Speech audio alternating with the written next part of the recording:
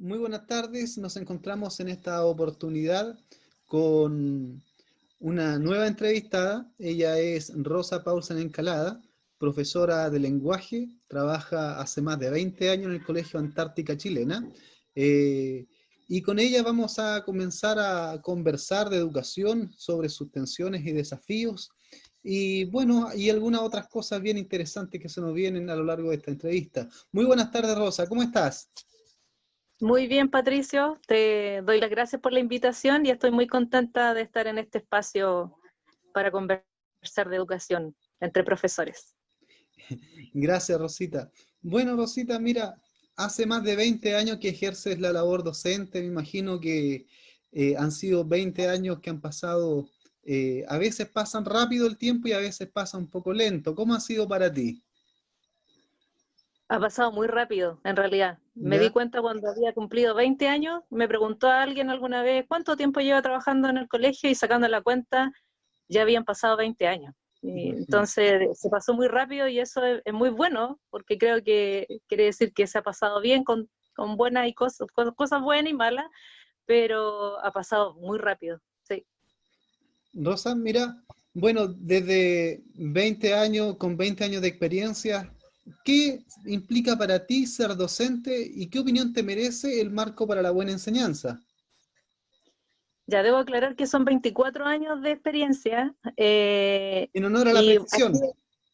sí, es que son importantes para los bienios que nos tienen que pagar, así que por si ven esto, el Ministerio de Educación. No, han sido 24 años y así, en realidad siempre ha sido un desafío, ¿ya?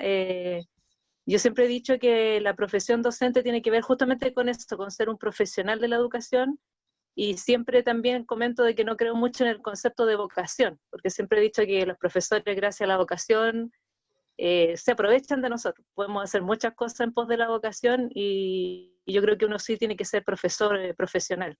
Ha sido siempre un desafío de ser muy responsable con lo que uno hace, de prepararse siempre, estar siempre en constante preparación en todo, tanto en la disciplina que yo enseño, como también en el ámbito de la educación donde uno se mueve, porque uno enfrenta siempre diferentes conflictos, diferentes desafíos, diferentes posiciones, y para eso hay que estar preparada.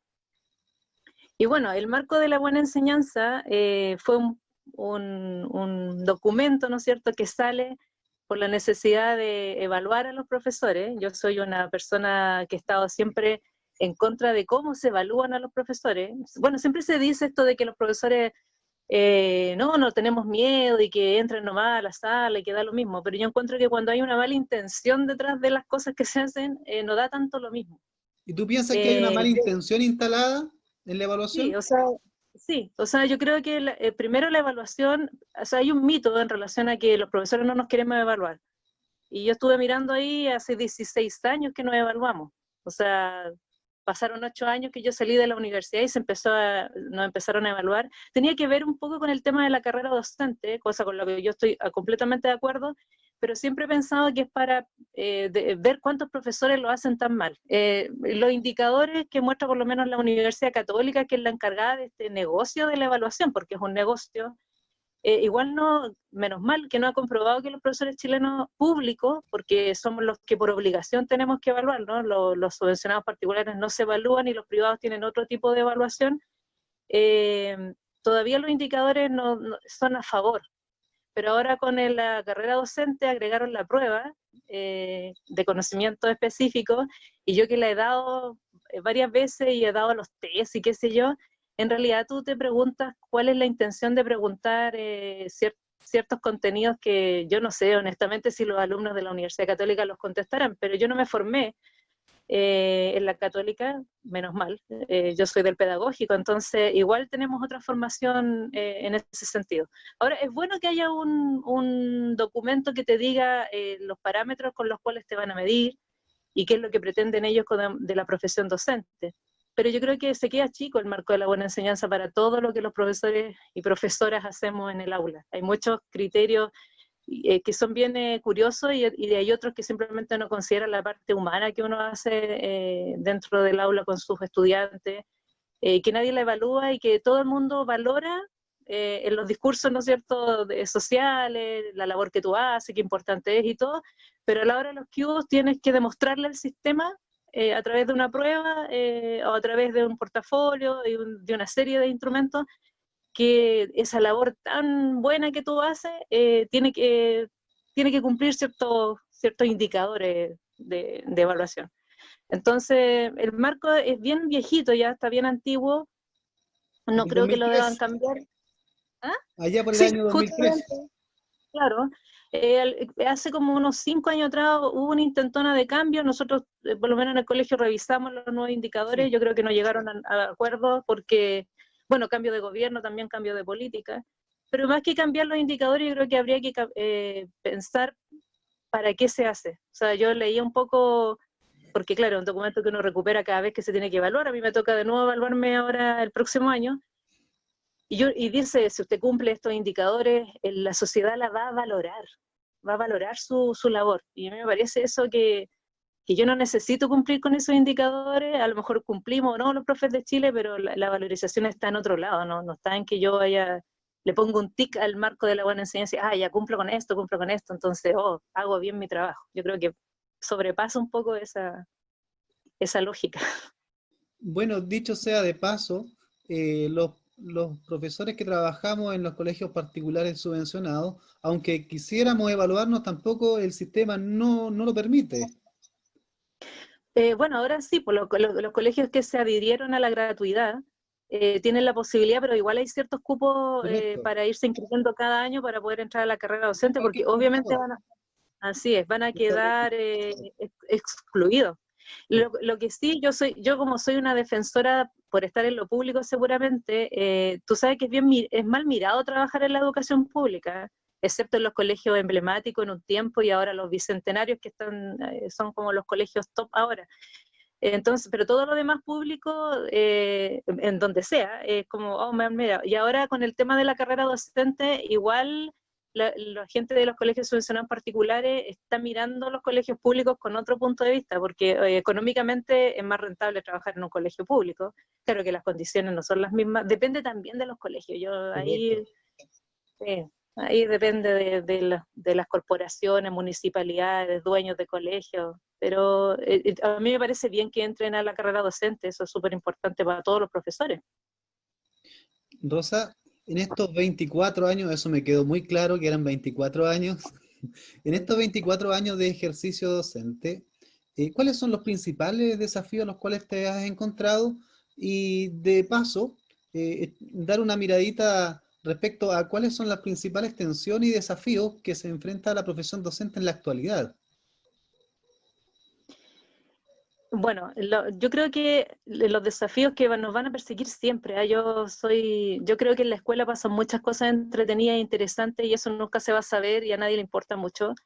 Pero los desafíos tienen que ver, creo yo, principalmente con este doble discurso del Estado. Voy a personalizarlo con nuestro Estado chileno, por ejemplo, que hace formar a un niño integral, con ciertas características, desarrollo de pensamiento crítico, el niño que es capaz de desarrollar la habilidad del siglo XXI que tenemos ahora. Y uno quiere que sus alumnos, sobre todo, y nosotros yo soy profesor humanista, entonces obviamente quiero que mi alumno sea capaz de ser crítico, de ser creativo, de tener su propio desarrollo de pensamiento, pero resulta que a la hora de los que todo ese trabajo rico que se pueden hacer en la escuela, en los colegios, se ve reducido, yo lo pensaba así como en un embudo. O sea, tú haces un montón de actividad, un montón de experiencia con los niños y las niñas, y tú ves cómo se enriquecen, y termina, no sé, en los colegios o escuelas que terminan en octavo con el CIMSE de octavo, y termina para nosotros con la PSU, la PTU actual y se acabó el proceso. Y si a ti te va bien, lo celebran, y si te va mal, en el caso de nosotros, nos piden cuenta y nos sacan en cara de, oye, ustedes la pasan muy bien con sus alumnos, miren todo lo que hacen, pero miren los resultados que tienen. Y uno se decepciona porque uno dice, bueno, uno prepara la enseñanza, ve cómo avanzan los niños, de cuando uno los recibe o de repente los conoce más chiquititos, y que te digan al final, mire, y para esto, eso uno dice, oye, pero resulta que esos alumnos, tú no los viste cómo llegaron, tú no los viste cómo estaban, problemas de autoestima y de todo tipo de cosas. pero uno que ya obviamente va caminando hacia otro, o sea, yo tengo una mirada bien de desparpajo frente a la educación.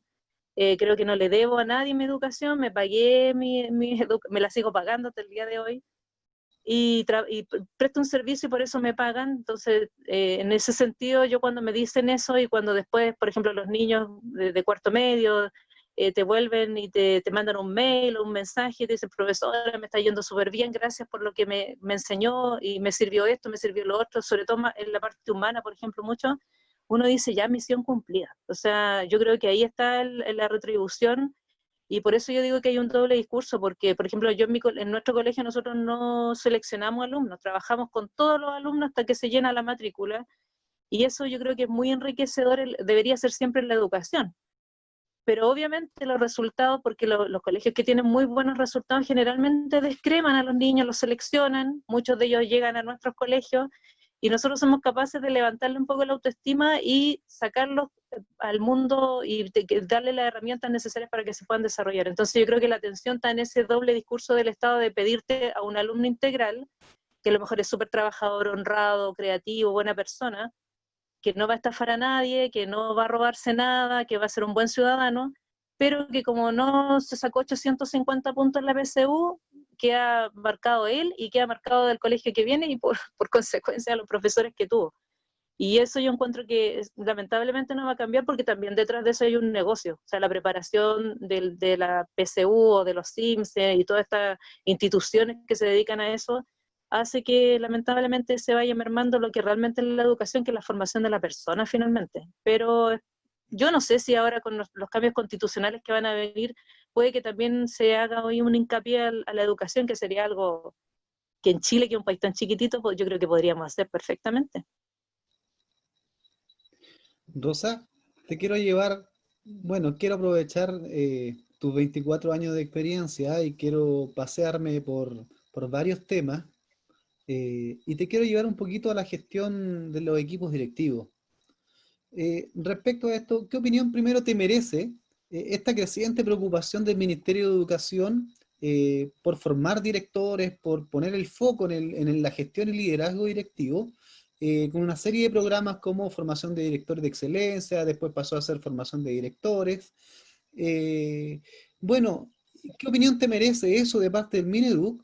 ¿Y qué opinión te merece respecto a los desafíos que tú puedes o que has observado en todo este tiempo de experiencia de los equipos directivos? ¿Cuáles son las necesidades? ¿Cuál es el talón de Aquiles de los equipos directivos? Es una pregunta súper interesante y bien, para mí, experiencia personal bien fuerte, porque, a ver, los estudios dicen, y qué bueno que lo digan, que los equipos directivos y la función del profesor es fundamental en el aprendizaje de los estudiantes. Correcto. Nosotros estamos en segundo lugar, digo por suerte, porque la responsabilidad les recae a ellos en primer lugar, y yo creo que es cierto. Yo creo que la preocupación seguramente en la política del Mineduc es porque obviamente si hay buenos directores o directoras y una buena gestión y un buen liderazgo, las comunidades aprenden mejor. Bueno, las famosas comunidades de aprendizaje, que ahora también es un concepto que está de moda. Eh, y por lo tanto es importante que se formen los directores. Ahora, ¿quiénes los forman y con qué políticas se forman, con qué ideologías se forman, cuál es la intención del ministerio de formar directores, para qué, si les sirven o no? Yo no la conozco, no he participado nunca en formación de directores, pero la experiencia personal mía, yo trabajo 22 años de los 24 que tengo de experiencia en un colegio, en mi colegio. Yo quiero mucho la institución, mucho, pero no la institución como edificio, sino que lo que se forma ahí adentro. Tenemos alumnos de todos lados de Santiago, buenos profesores y profesoras, parvularias, un montón de profesionales que funcionan ahí, pero lamentablemente los equipos de gestión no, yo he dicho que no han dado el ancho en relación a un colegio que no es tan grande y que podría, así igual como la política en Chile, podría funcionar mejor. Pero además hay otra instalación después de la formación de directores. Yo lo viví como experiencia personal, participar en ser una de las profesoras elegidas para esta comisión de la alta dirección pública, Ujú. que supuestamente elige a los mejores directores de Chile supuestamente también preparados en esto, algunos preparados con esta formación que da el ministerio.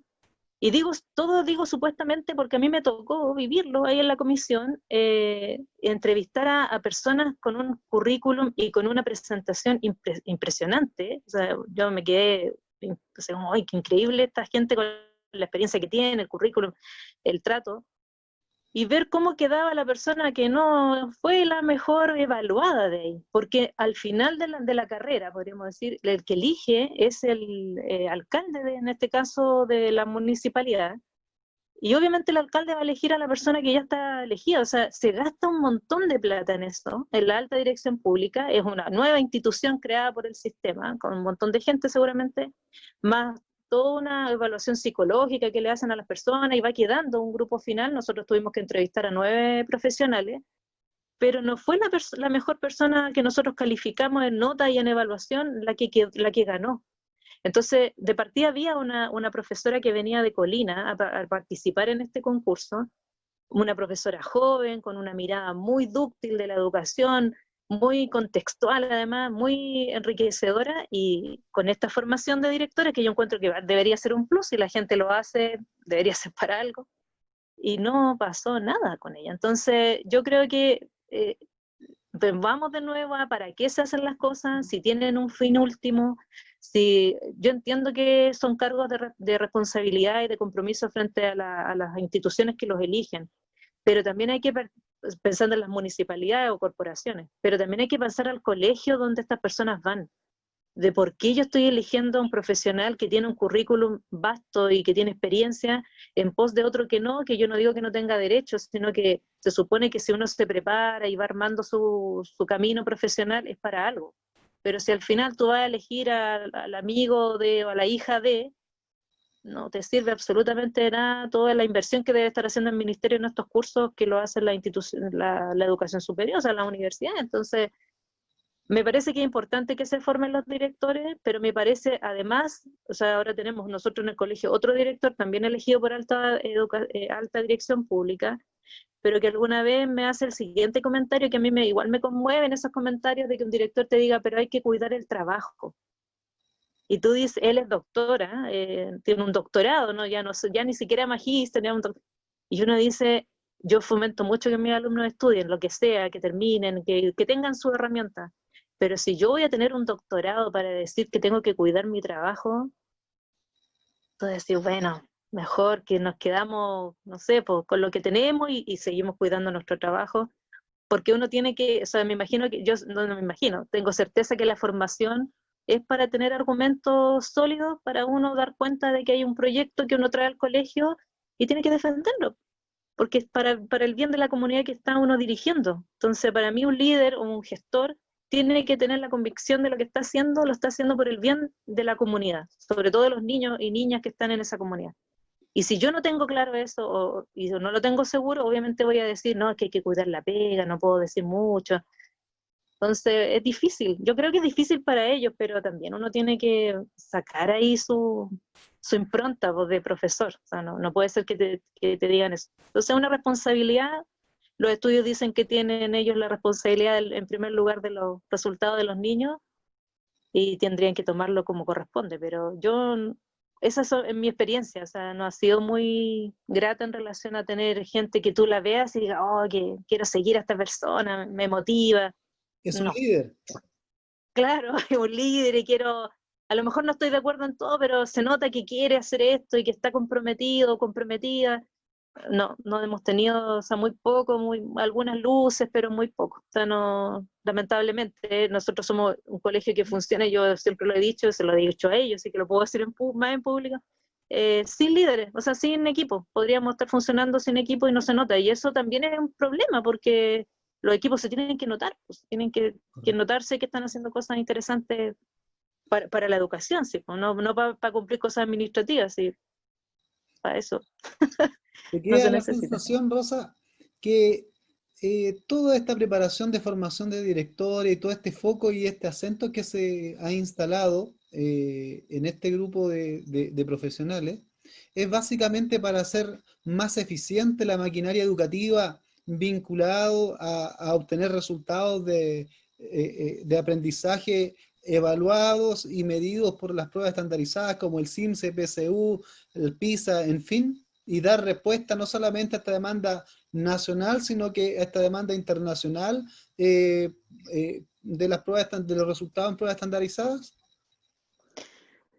O sea, lo que tú dices es bien cierto y es bien triste porque yo creo además que hay un negocio que se instala porque si a nosotros nos empieza a ir bien, o sea, primero hay estándares internacionales que dicen que nos va bien, pero eso nadie los conoce, nadie los publica y nadie los pone, o sea, de partida hace muchos años atrás, creo que fue como en el 2010, en la prueba PISA de lenguaje, creo que tuvo un boom, pero espectacular en relación a otros países, pero nadie supo.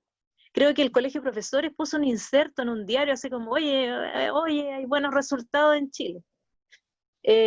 Por lo tanto, seguir con esta cosa de que la brecha y la diferencia, entonces instalo yo crítica de la agencia de calidad, superintendencia de educación, un montón de instituciones, Ministerio de Educación, que uno dice al final, bueno, cuál es la función que cumple, que se supone que son para mejorar toda la educación, que siempre es mala, siempre es mala, siempre es mala. Entonces, yo siempre digo, este concepto de remedial o de mejora en educación, siempre la educación es perfectible y hay que mejorarla, pero creando más instituciones donde no hay mucho profesor, o sea, hay profesores que postulan, por ejemplo, a la agencia de calidad y no quedan. Si postula un psicólogo, sí queda. Entonces, Yo postulé. obviamente, claro, con todo el respeto que me merecen, yo creo que son necesarios además la educación, pero o sea, la agencia de calidad de la educación debería tener profesionales relacionados directamente con la educación. La superintendencia se ha transformado en una institución para reclamar. Si tiene algún reclamo, llame a la superintendencia de educación. O sea, y tú te pones a pensar que el ministerio ya perdió el CPIP, no sé cuál es la función tampoco que cumple, se supone que era el gran gestor de la parte teórica de la educación y de prepararse. Entonces, al final, claro que hay un aparataje, siento yo, que a lo mejor es necesario, pero que viene de nuevo involucrando mucho dinero. O sea, en educación hay mucho recurso, mucho, mucho, mucho. Y si uno piensa en todo ese recurso repartido en cada una de las escuelas de Chile, subvencionadas particulares, públicas, obviamente porque son las... Yo creo que subirían los índices inmediatamente de lo que quieran, pero también esos índices internacionales también están manipulados por estas instituciones, o sea, por el Banco Mundial. Entonces uno dice, ¿qué tiene que ver el Banco Mundial con...? Bueno, tiene mucho que ver. Entonces tampoco todos los estándares que se nos piden, si uno se pone a revisar, esto mismo del concepto de gestión, por ejemplo, viene de la empresa. Correcto. Claro, entonces, bueno, un profesor que me diría, pero Rosa, porque él me enseña esas cosas, pero yo le digo, ya, pero es que la educación, un colegio, una escuela, no es una empresa.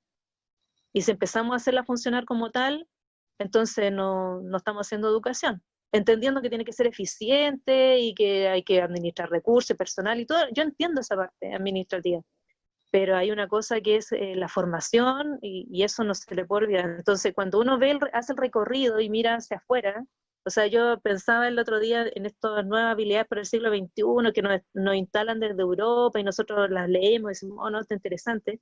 Pero, por ejemplo, a la vuelta en Alemania de la pandemia, 2 ramos, lenguaje y matemática. No volvió el arte, no volvió la música, no volvió la contención, que se supone que es la política de habilidades para el siglo XXI. Y en Chile, lo mismo. Una de las sugerencias de vuelta es el lenguaje y matemática al 100%. Entonces, yo soy profesora de lenguaje y puedo decir que rico, que bueno, pero yo entiendo que el arte, la música, la historia, la educación física, qué sé yo, son importantes también para la formación de mis estudiantes. Claro que eso no da indicadores, entonces... Más aún en contexto de pandemia, donde los estudiantes me imagino que están la mayoría viviendo con la necesidad de recrearse, de moverse, por ejemplo, educación física, ¿no?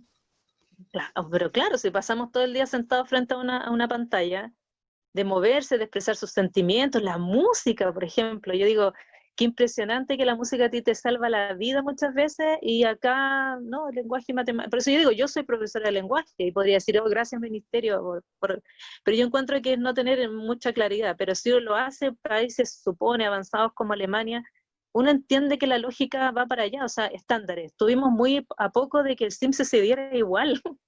O sea, el ministro no captando de nada, que se aplicara igual el instrumento para evaluar, para diagnosticar. Y uno dice, oye, se está muriendo la gente, esto no es broma, estamos todos en crisis de todo tipo, y tú quieres hacer igual una prueba estandarizada que no le importa a nadie más que a ti, porque el SIMSE es chileno nomás. Y hacer funcionar el engranaje económico que hay detrás. Obvio, pues si toda la plata que le pagan a la querida católica haciendo SIMSE y evaluación docente, yo vuelvo a insistir, la repartieran en los colegios de Chile. O sea, nosotros para poder entrar a la carrera docente tenemos que dar muchas pruebas y muchos caminos. Yo no sé si hay una postulación para quien dirige, o sea, quien lleva el SIMS, si hay una especie de, se me va a olvidar el nombre, lo que hacen las municipalidades, por ejemplo, cuando hay algún proyecto, porque siempre lo ha llevado a la Católica el SIMSE y la evaluación docente. ¿Cómo no va a haber otra universidad que quiera participar? Entonces, no sé si eso es tan justo, bueno, no sé que no es justo en realidad, pero también tiene que ver con ese negocio, si es un negocio donde se implica mucho dinero. Entonces, mientras eso, nadie le hinque el diente a eso, los recursos se van a ir para cualquier lado, menos para donde tienen que estar, que es en las escuelas y en los colegios de Chile. Rosa, respecto a lo que me señalabas de lo que estaba ocurriendo, el acento que está instalándose en Europa y lo que está tratando de promover el ministro Figueroa acá en Chile, de darle relevancia y priorizar en realidad por matemática y lenguaje. La pregunta que se me viene de inmediato es, ¿dónde está el acento en realidad? El acento está en lo que define la ley sobre calidad de educación y el desarrollo integral del sujeto educativo, o el acento está en en promover la productividad y utilidad del sujeto educativo. No, nosotros tenemos que ser productivos. Eso es lo que define la política educativa. Y por eso yo siempre, o sea, hablo de este doble discurso, y por eso es medio esquizofrénico también, porque nos hablan de la persona integral. Yo me imagino todos los profesores de Chile creemos, y las profesoras de Chile creemos en eso, que tenemos que educar a un niño, una niña integral que desarrolle toda su habilidad lo mejor posible con todas las herramientas que uno le pueda dar dentro del colegio, en la familia, en la sociedad también, porque también de repente se cree que solamente eso pasa en el colegio. Pero a la hora de los cubos, si el chico no es productivo y eso significa transformado en un número o en entregar tales o cuales cosas, pensemos que en esta pandemia a los colegios, o no sé si bueno, me imagino que al ministerio, igual hay que entregar reportes numéricos. ¿Cuántos niños, cuánto avance en esto, cuánto avance en lo otro? Y uno dice, oye, nadie nos pregunta, oye, de los niños que se te ha enfermado alguno, cómo están, cómo se sienten, cómo han llevado esto, hay alguno que tiene algún problema depresivo. A nadie le importa eso. Ya muy pocas personas, se dice en el discurso, pero a la hora de los Q, de nuevo se vuelve al tema de que los niños vayan a los ramos que se les llama duros más encima, que es matemática y lenguaje, pero la parte formativa no. Entonces, al final volvemos de nuevo a que nuestros niños, yo vuelvo a insistir, yo creo que la gran mayoría de los niños que salen y las niñas de la educación pública, o subvencionada particular, que es nuestro como primo más lejano, son buenos niños, buenas niñas, gente que sale, que tiene papás que se esfuerzan, que trabajan y que que le inculcan el trabajo y el esfuerzo y la dedicación, pero ellos nunca, y están marcados, y hay estudios que lo dicen, marcados por su sino, pues si vienen de la educación pública o subvencionada particular, el camino es bien corto, tú vas a trabajar para otros que vienen preparados de otra educación, donde les han enseñado otros valores, y que no necesariamente son integrales. ¿Para qué contar las historias que todo el mundo ya sabe? En Chile, de toda esa gente que estafa a los pobres. Entonces tú decís, o sea, te preparas en colegios de elite, en universidades las mejores de Chile, haces MBA y una pila de cosas, y tu plan de trabajo de un negocio es robarle a la señora que compra una plancha. Entonces tú decís, ¿en serio que te preparas para eso? Y yo creo que los niños de nosotros no se preparan para eso, pero de repente se ven enfrentados a un mundo que obviamente tiene que ver con productividad. Y ser buena persona no a veces es coherente con ser productivo. Entonces, bueno, es un cambio de mundo, de paradigma, que no sé si Entonces, trae esta pandemia. hay un tema ideológico exacerbado, a veces no muy reservado, ¿cierto? El tema ideológico en la educación ahí. Respecto a esa misma idea, respecto a la ideología instalada en la educación o al paradigma educacional que podemos observar hoy en día, te quiero preguntar, Rosa, respecto a cuál es tu opinión sobre esta idea de innovación que promueve el Ministerio de Educación a través de su centro de innovación, esta idea de innovación vinculada esencialmente a, a las TICs, esencialmente vinculada a la tecnología para la información. Como si A ver, eso fuese innovación. sí, lo que pasa es que siempre me pregunto por los conceptos que llevan estos grandes títulos que nos instalan en educación. El concepto de innovación, o sea, ¿qué significa innovar en educación o en cualquier concepto? Entonces uno dice, ya, innovación, algo nuevo. Y el tema de las TICs, que ahora es el gran tema, sobre todo con esto que está pasando, que obviamente también detrás, me va a parecer un poco a Salfate, pero no quería nombrarlo, pero esta cosa de la conspiración, yo creo que detrás de la tecnología, con todo, con el reconocimiento que uno tiene de que le sirve, que es útil, que si no existiera no podríamos estar haciendo esta conversación, pero escuchaba ayer una charla por ahí, un señor brasilero bien capo, y él decía, para la urgencia, para la necesidad, pero también la tecnología te deja afuera un montón de cosas y un montón de gente que nunca va a estar al acceso de ella. Entonces yo creo que uno tiene que ser más vivaracho y ser capaz de usar estas herramientas para el beneficio de todos y para esta misma ideología que instala la tecnología como una meta. O sea, yo encuentro que la tecnología es una herramienta para una herramienta más para enseñar, para contactarse con el otro, pero no es un fin último.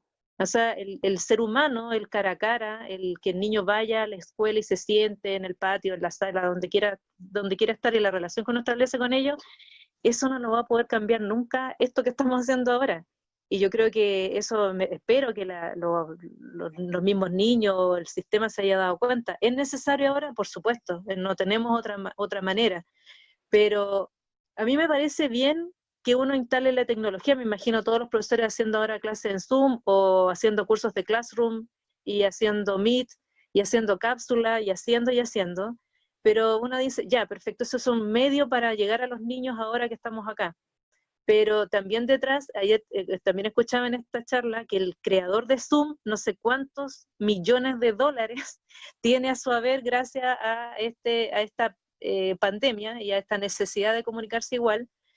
Y obviamente yo siempre he sido una persona que cree que, bueno, está el sistema, es muy difícil destruirlo, pero uno puede hacerle un hoyito, entonces tiene que usar esa tecnología al beneficio de uno, pero también los profesores tenemos que entender que nada, y esto no es ser pretenciosa, por supuesto, va a reemplazar la relación humana que uno establece con sus estudiantes.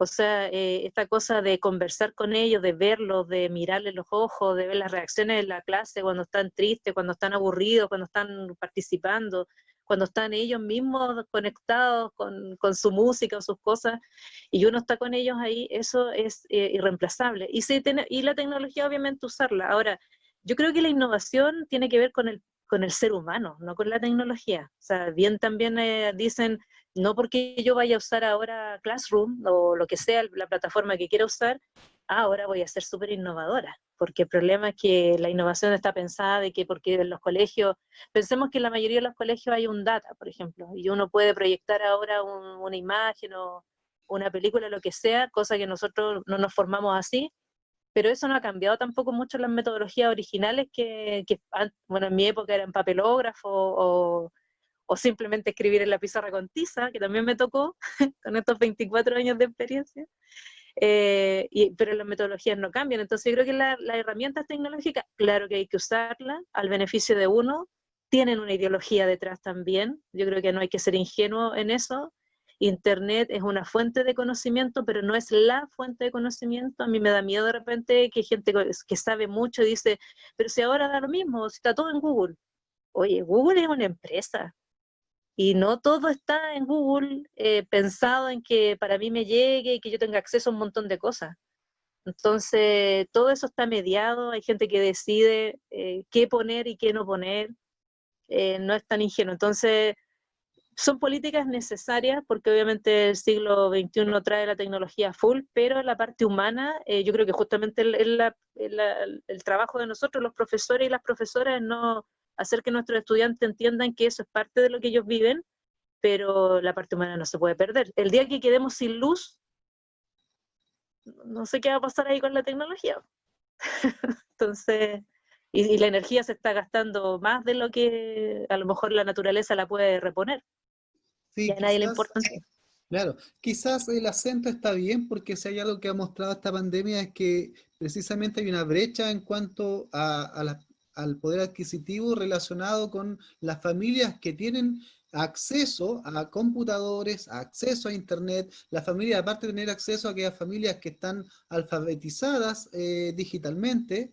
Ese es otro tema. Quizás por ahí está el acento, pero de ahí a atrapar a monopolizar el concepto de innovación solamente vinculada a las TIC tiene un trastorno ideológico, perdón, un trasfondo, iba a decir Y trastorno, también un pero algo que eso trastorno. puede tener también, También tiene. un trasfondo ideológico ahí bien claro respecto a esta escuela neoliberal, ¿no te parece a ti, Rosa? Sí, sí, absolutamente. Y hay que tener, por eso los profes de repente caemos en estos cantos de sirena. Nos pasó a nosotros en nuestro colegio esta cosa de separar a los profes que no hacíamos clases en Zoom y los que sí hacíamos, y los que sí hacen, perdón. Y la categorización inmediatamente, o sea, usted está actualizado, usted no. Entonces yo le decía ahí a Es mi jefa, innovadora, profesora. nada, cero innovación. Entonces yo le decía, mira, cuando mis alumnos me escriben, alumnos que no escriben muy comúnmente, y escriben harto y están consultando y hacen, para mí ese avance no lo había tenido nunca y ahora hemos escrito en 4 meses lo que no, creo que nos escribimos en 4 años y me parece maravilloso. Y también además la intimidad que te permite de repente escribir con un alumno o una alumna que necesita contarte algo a ti y no necesariamente que tiene que ver con el colegio. Entonces, yo soy una persona que respeta la variedad y la diferencia. Por lo tanto, la diferencia también está en que si hay colegas que quieren hacer su clase en Zoom, la aplaudo. Si hay que otras que quieren hacer cápsulas, maravilloso. La que quiere hacer la guía, fantástico. O sea, yo creo que eso es lo bonito, porque de que haya una variedad en las comunidades y que no sea todos vamos a hacer Zoom, Correcto. todos vamos a hacer esto, porque no, o sea, es ir en contra de todos los principios que se supone que están mandatados desde hasta del ministerio. Pero esta estandarización, Rosa, ¿no piensas tú que atenta contra esta diversidad a la cual tú acabas de señalar? Por ejemplo, eh, yo hice, bueno, voy a hablar de mí. Yo tuve la fortuna de cursar este programa de formación de directores y el modelo de escuela era la escuela de Belén Educa. Y si nos detenemos a mirar el modelo de escuela de Belén Educa, ¿ya? Tiene absolutamente todo estandarizado. Por ejemplo, ¿qué tiene que existir en una sala de clase? ¿Cuáles son las rutinas? Bueno, mucho de eso es bien positivo, pero cuando ya se radicaliza y atenta contra la diversidad que tú, por ejemplo, acabas de mencionar, ¿no piensas tú, Rosa, que ahí hay un punto de tensión entre una cosa y otra? Claro que, o sea, lo que pasa, mira, yo creo que no tiene que quedar la idea a lo mejor en esta conversación de que uno no cree en la disciplina, en el Claro, orden, en la organización, en eso la es importante, es preparación. Yo soy una fundamental. defensora, claro, de la preparación de la enseñanza. Uno no puede llegar a la clase así como, a ver con qué curso me tocaba. Claro, Ah, ya, no. no, para nada. Porque además eso es parte de ser profesional y uno está trabajando con personas y todo lo demás. Pero, por ejemplo, tú me hablas de Belén Educa.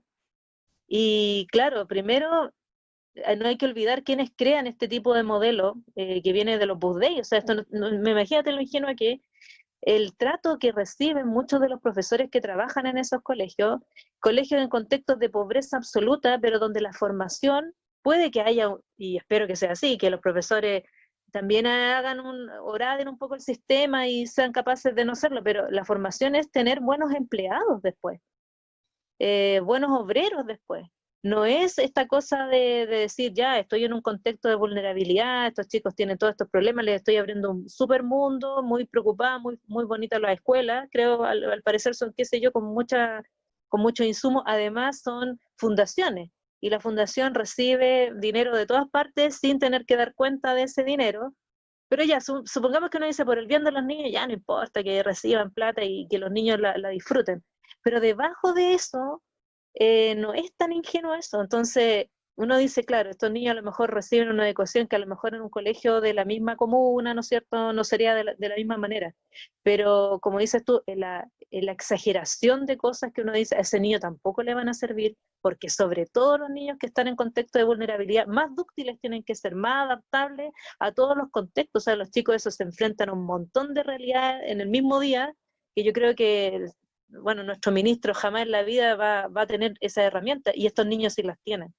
Entonces, obviamente, detrás de eso hay una ideología, es por eso que uno de repente es ingenuo cuando dice, no, es que el profesor no puede mostrar su ideología, es que somos seres humanos y por lo tanto estamos construidos de ideas, por lo tanto somos seres ideológicos, pero claro que hay un modelo detrás. Si tú dices que esa era la preparación para los directores de esa formación de directores, es mejor que nos preparen a los directores, porque si vaya a prepararlos con esa formación, yo creo que no entender nada de educación, a no tener claro para dónde, o sea, si queremos formar bloquecitos de educación y que todos hagamos lo mismo a las 8 de la mañana, haciendo lo mismo, rutinas, por ejemplo, cuando tú hablas de rutinas de trabajo, me acuerdo alguna vez en nuestro colegio también quisieron armar de, usted se pone adelante, fue tan ridículo que decían, se saca el sombrero, no sé de dónde sacaron eso, y De los tiempos no sé, pues ponte en patronales, la de clase. ahí viene eso. Claro, como, Cuando el se peón reían los tenía que niños, sacar pues claro, el sombrero antes del el patrón. sombrero,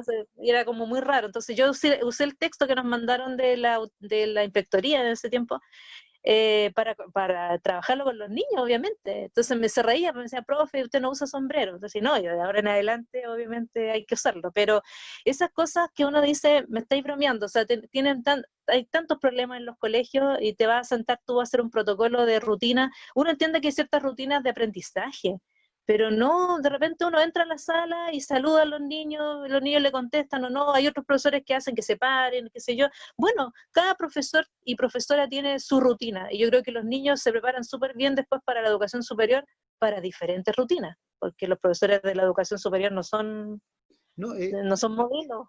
importante Entonces, que entre mayor diversidad en cuanto al profesorado encuentre el niño, esté expuesto el niño, eso es mucho más parecido a lo que se puede encontrar en la sociedad, porque en la sociedad no es que exista solamente una forma de actuar, una forma de entender, ver el mundo y relacionarse con los demás. La sociedad es absolutamente diversa.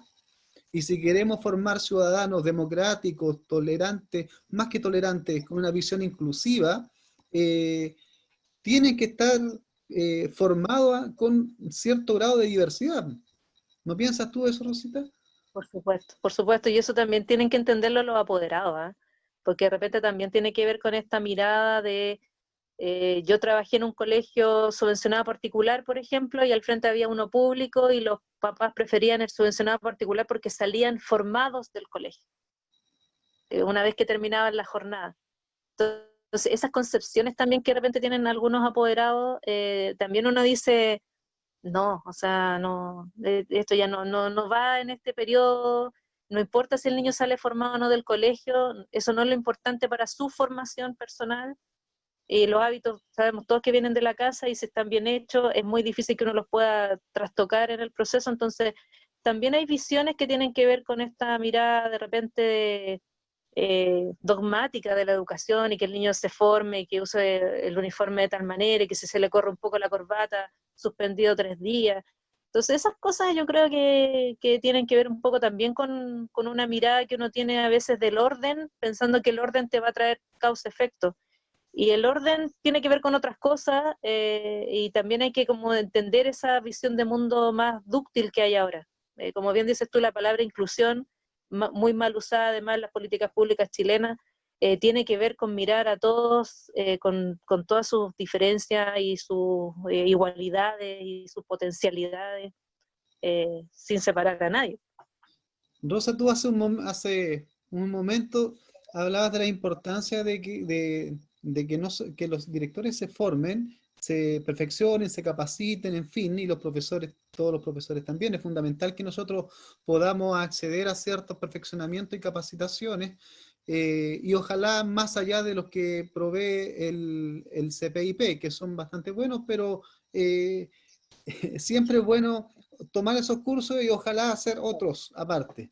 Sí. En este sentido, es bueno el perfeccionamiento docente, capacitarse, pero en tu experiencia, ¿qué visión de educación y qué visión del profesorado puedes observar en el mundo académico? ¿Cómo ha sido tu experiencia con eso? A ver, yo he tenido la suerte de estar, siempre, bueno, como yo te contaba, cuando yo entré a trabajar, como fuera hace 24 años atrás, he tenido muchas reformas en el camino. O sea, yo salí en 96 formalmente de la universidad y en 98 cambié el currículum, al tiro. Claro, No alcancé a aprenderme el listado de contenido y entonces hubo que perfeccionarse y el Estado se hizo cargo en la primera instalación. Entonces teníamos que hacer perfeccionamiento para los programas que iban a venir. Y he tenido experiencias buenas y no tan buenas en relación a gente, a profesionales, o sea, a académicos, ya que nos han hecho, que me han hecho clases durante mucho rato, que están sí con una mirada horizontal, podríamos decir, con un profesor. Con todos los peros, porque ser profesor en Chile es muy mal visto hasta el día de hoy. Por lo tanto, somos una profesión universitaria, estudiamos 5 años igual que muchas carreras, pero como yo siempre he dicho, tiene que ver con un tema económico. Si ganáramos 3 millones de pesos, seríamos una muy buena profesión y todos querrían ser profesores. Como eso no va a pasar nunca, creo, espero, o a lo mejor sí, no sé.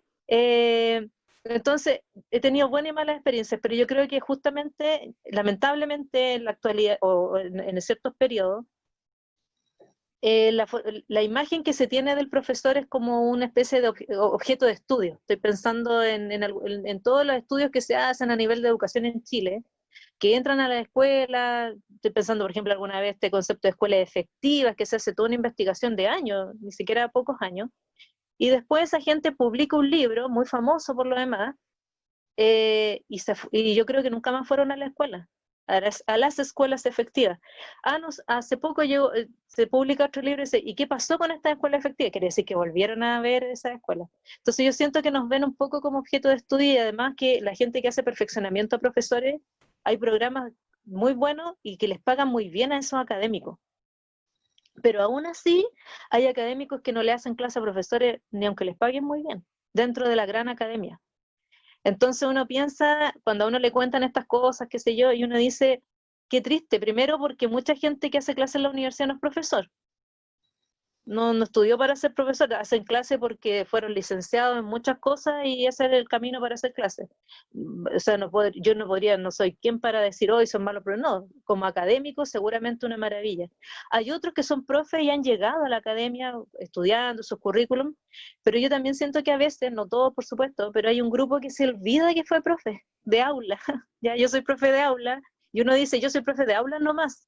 Y yo digo, uno debería decir, orgullosamente me quedé en el lugar donde casi nadie quiere estar, donde la política pública dice que tienen que estar los mejores y que los mejores son los que se sacan 850 puntos en la PSU, que obviamente no estudian pedagogía porque económicamente no les conviene y además porque el peso de la historia que nos pasan a nosotros es muy grande. O sea, nosotros estamos expuestos a un montón de cosas, a un montón de exigencias sociales, culturales, personales, y así uno las puede enumerar, pero raya para la suma, cuando el sistema te dice esto, bueno, quiere ganar un poquito más, entonces vamos a la carrera docente.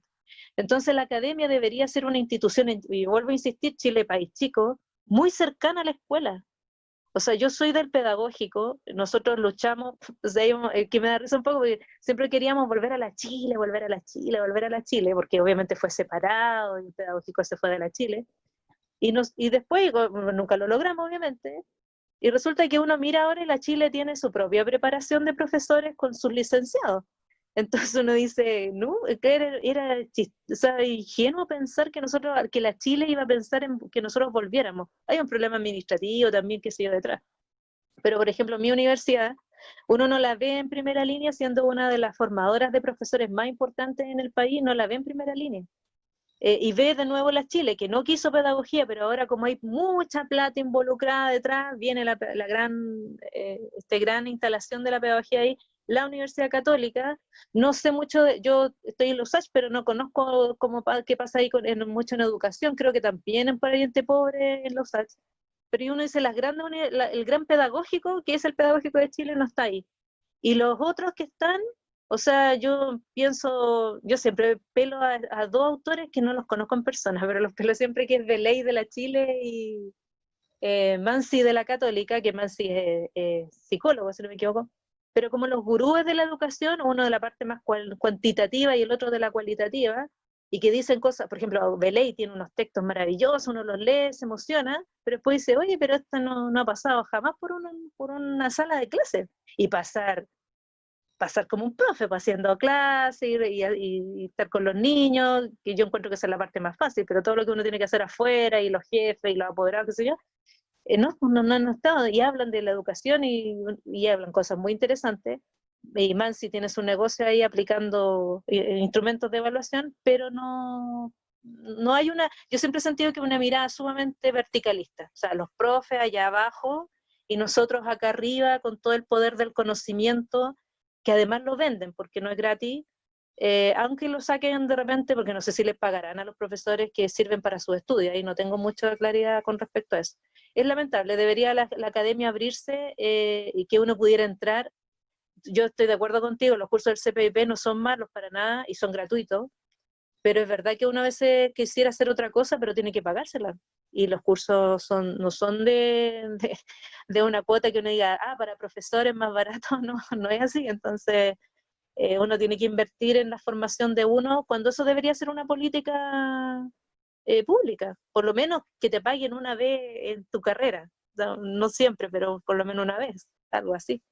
Ante esta mirada que existe, bueno, que me da la sensación, porque yo también he pasado por la universidad en algunos perfeccionamientos, me da la sensación de que es generalizada. Esta mirada no es tan minoritaria. Yo me atrevería a decir que es generalizada en el mundo académico, de que se mira al profesor por sobre el hombro, por establecerlo coloquialmente. Eh, pero ¿cuánto de nuestras prácticas, ya, cuánto de lo que hacemos nosotros contribuye también a eso? Por ejemplo, eh, ¿cuántos de los profesores nos detenemos realmente a conversar sobre nuestro trabajo, a conversar, por ejemplo, bueno, hablemos del marco para la buena enseñanza, pero no hablemos solamente de un tema focalizado, tomémoslo en serio y hablemos en serio de didáctica, hablemos en serio de contextualización, hablemos en serio de mirarnos las clases, hablemos en serio de reflexionar sobre las responsabilidades profesionales. Bueno, y pareciera ser que a veces esa cultura no está instalada en el profesorado. ¿Qué impresión tiene de eso, Rosa? A ver, comparto esa mirada que tiene que ver con que a nosotros no nos consideran profesionales de la educación. Ese es el problema. Uh -huh. Nosotros, a pesar de estar 5 años en la universidad, no somos profesionales para el sistema. Y por lo tanto, pasamos a ser técnicos que nos pasan un currículum que generalmente, y ahí comparto contigo que hay muchos profesores y profesoras. Yo soy una defensora acérrima de la carrera, Patricio. Creo mucho en lo que nosotros hacemos, en el cambio que se puede hacer. Defiendo así bien de repente, sin mucho matiz, la pega del profesor. Pero obviamente también reconozco de que muchas veces, como bien dices tú, nosotros tenemos la culpa que nos traten como técnicos, como administrativos, porque muchos profesores, por ejemplo, llegan las bases curriculares, los programas de estudio, los textos de estudio, pero ellos solo toman el texto de estudio. O sea, nadie se lee una base curricular, nadie se lee un programa de estudio, y yo abro la unidad 1 del libro, no sé, de primero medio, y empiezo a pasar la materia.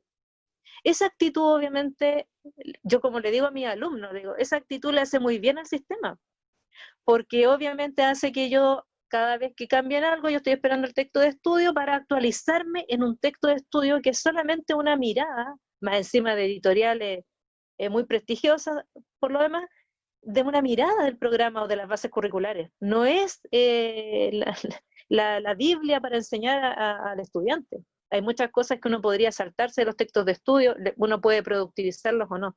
Entonces, es verdad que nos hemos acostumbrado, y me voy a incluir en el discurso, aunque no me siento identificada con eso, pero es verdad que nos convencieron de que éramos una carrera de gente que no le alcanzaba el puntaje para nada más, una carrera que finalmente se traduce en cuidar a niños. Somos guarderías, la mayoría y por eso el caos que se ha formado ahora, guarderías de niños, por lo tanto yo cuido al niño, no importa que no le enseñe nada. Nos convencieron como somos técnicos de un ministerio que nos pasaron un programa, entonces nosotros lo abrimos, unidad número 1, objetivo de aprendizaje. Y antes se llamaban aprendizaje esperado. No me acuerdo, nunca supe que hubo un cambio entre aprendizaje esperado, que da lo mismo, que a nadie le importa. Y vamos haciendo eso. Yo encuentro que, por eso yo soy una defensora más que de la vocación, de la profesionalización, porque a mí no me gusta que hablen de la profesionalización si yo ya soy profesional. Yo ya cuando me recibí ya era profesional, que me tengo que perfeccionar. Dicen que los profesores son los que más se perfeccionan en su vida profesional, somos los que más tomamos cursos, los que más estamos preocupados. Pero hay otra parte profesional que es verdad que la dejamos de lado, que tiene que ver con toda esta instrumentalización que llega a los colegios, que nosotros nos saltamos. Y también en los colegios, por ejemplo, yo me imagino que todos los colegios tienen el famoso GPT, 1 hora y media a la semana para hablar de educación. Bueno, ahí están nuestros gestores líderes, porque nadie habla de educación, ¿no? Nadie, o sea, nosotros podemos hablar de educación en la mesa del café, en el pasillo, de repente, no sé si algún colega amable me lleva al metro en auto, en el auto, pero cuando tendríamos que hablar de educación en espacios que de repente están dados para eso, de partida, nadie habla de educación, pues hay que poner nota, hay que entregar un informe de esto, hay que hablar no sé, el aniversario, lo que sea, pero no se habla de educación. Ahora, yo creo que uno tiene que tomarse los espacios, no esperar tampoco que si mi jefa de UTP no me habla de educación, yo no voy a hablar. No, yo voy a hablar igual. Y un ejemplo, vino el decreto 67 el año pasado, y empezaron a salir los mitos del decreto 67. Los niños pasaban de curso, no repetían, y no se puede poner un 1, y tenéis que tener un montón de evidencia, y hay gente que lo hizo. Tuve en un curso ahora en el verano y profesores que testimoniaban de que ellos ya hicieron un proceso para reunir evidencia. Y yo les pregunté, ¿y ustedes se leyeron el decreto 67? No.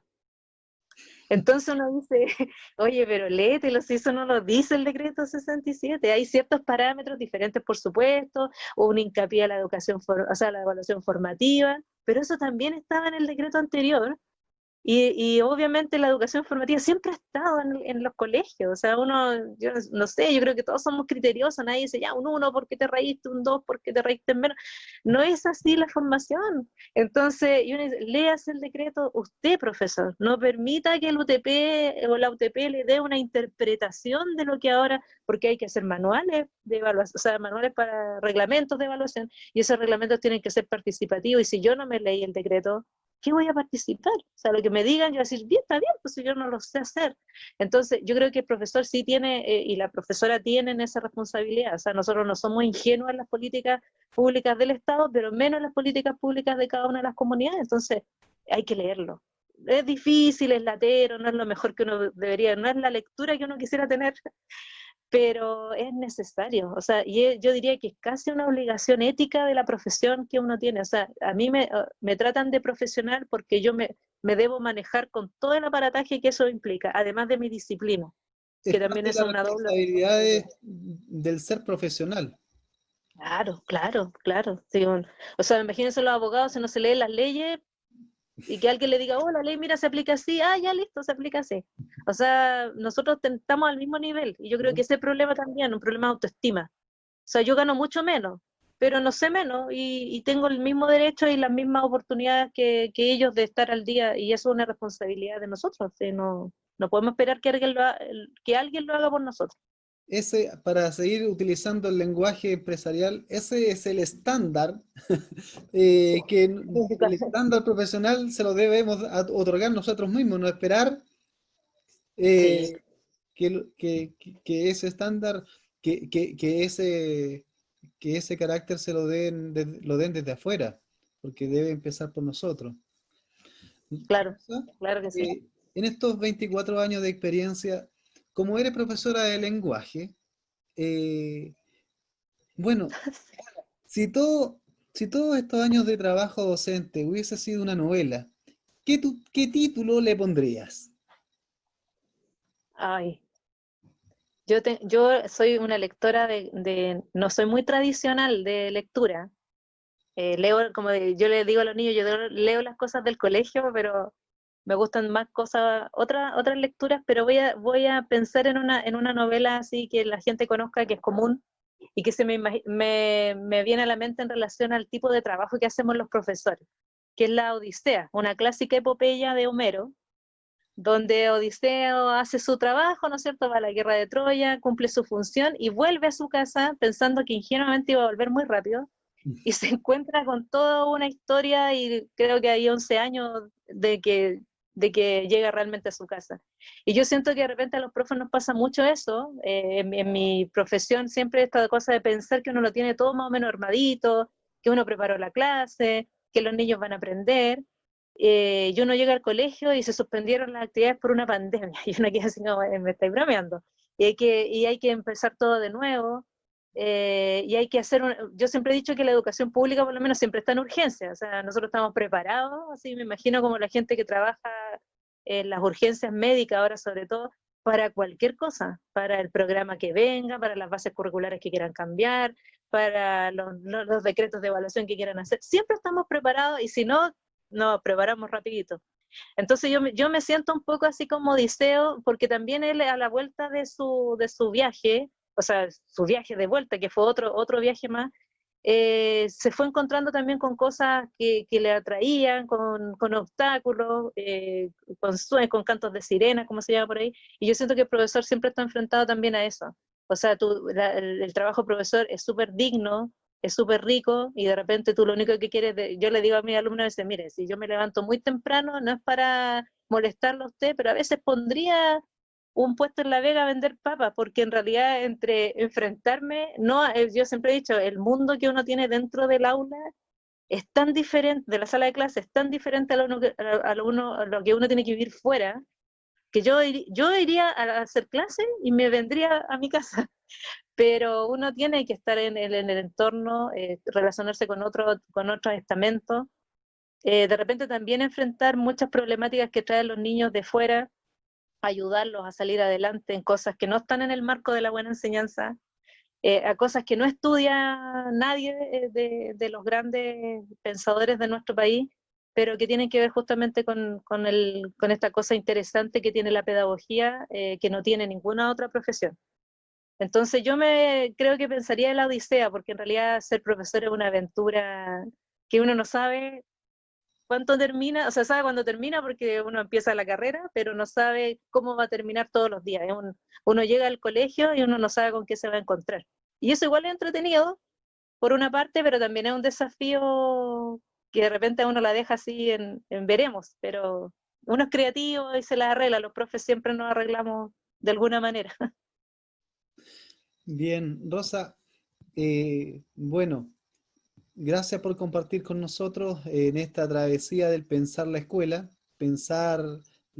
desde la experiencia docente, desde la práctica docente, y pensar la escuela desde distintas miradas.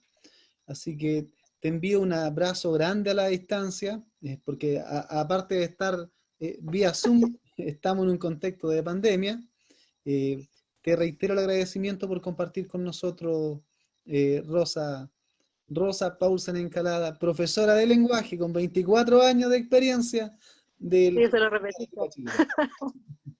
Gracias, Patricia, a ti por la invitación, y ojalá que esta iniciativa se siga reproduciendo, porque yo valoro mucho el tema de que profesores hablen de educación. Ellos son los especialistas, somos los especialistas. Muchas gracias. Muchas gracias, Rosa. Un abrazo grande. Adiós.